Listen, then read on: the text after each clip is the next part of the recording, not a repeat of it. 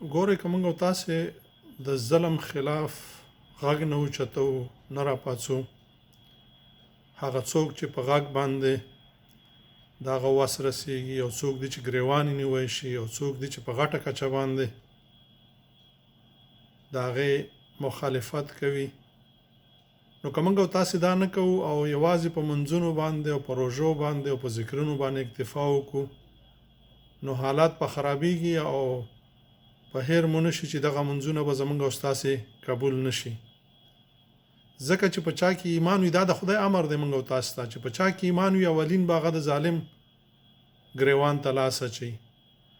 دا نو د کوره پیل کېږي. که په خپل کور کې موږ او تاسې وګورو، ځینې ظلمونه کېږي هغه چې د هر چا د خوا وي، د پلار د خوا وي، د رور د خوا وي، د خور د خوا وي، یا خواښې او خسر وي، په ننګور وي یا ننګور وي، د کورنۍ سره وي او داسې نور. که موږ او تاسې په دې ظلم باندې غلي کېږو، دا مخکې ځي، د دې نه غټ فساد جوړېږي. همداسې په خپلوانو کې موږ او تاسې ډېر پوهېږو چې پلانکی ظلم کوي، لیکن موږ ورباندې سترګې پټو. همداسې بیا ورپسې لاړ شه، رشتې دي او خپلوۍ دي، رور په رور باندې پوهېږي، پلار په زامنو باندې پوهېږي، مور په زامنو باندې پوهېږي، تره زوی په تره زوی پوهېږي، خو د ظلم غږ ورباندې نه کوي، حتی تر دې ورسېږي چې خپلویان یې خرابې شي.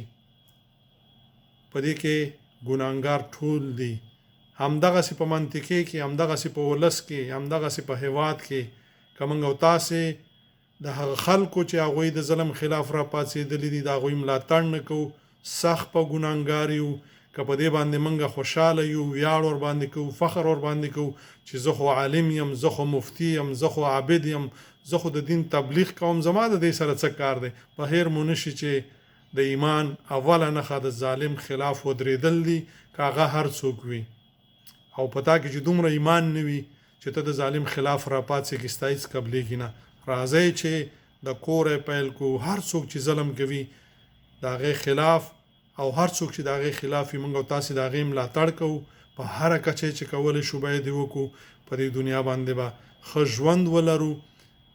تاسې پوهېږئ، اورېدلي مو دي چې ظلم په نړۍ کې په دې خاطر زیات نه دی چې ظالمان ډېر زورور دي او یا ډېر دي، بلکې د دې خاطره زیات دي چې هغه کسان چې واک لري، زور لري، هغوی د ظالم خلاف نه راپاڅي او د هغې ګریوان ته لاس نه اچوي او د مظلوم تر څنګه نه ودرېږي. نو هغه کسان چې چپ دي، هغه که هر څومره منځونه او ذکرونه او تلاوتونه کوي، هغه د خدای کار دی. خو څنګه چې موږ د خدای قرآن او د رسول الله صلی الله علیه وسلم حدیثونه زده کړي دي، د دوی دا شینه نه قبلېږي چې مړې سترګې نیولې وي او د ده په کور کې ظلم کېږي، د ده په ګلۍ او په کوڅې کې ظلم کېږي، د ده په منطقې کې ظلم کېږي، او دوی مړې سترګې نیولې او بس الله الله کوي چې زه به ځم. الله ته داسې بې غیرته خلک نه خوښېږي. الله ته خوښ وي غیرتي. الله غیرتي دی، انبیا غیرتیان دي، د هغې ملګري غیرتیان دي. السلام علیکم ورحمت الله.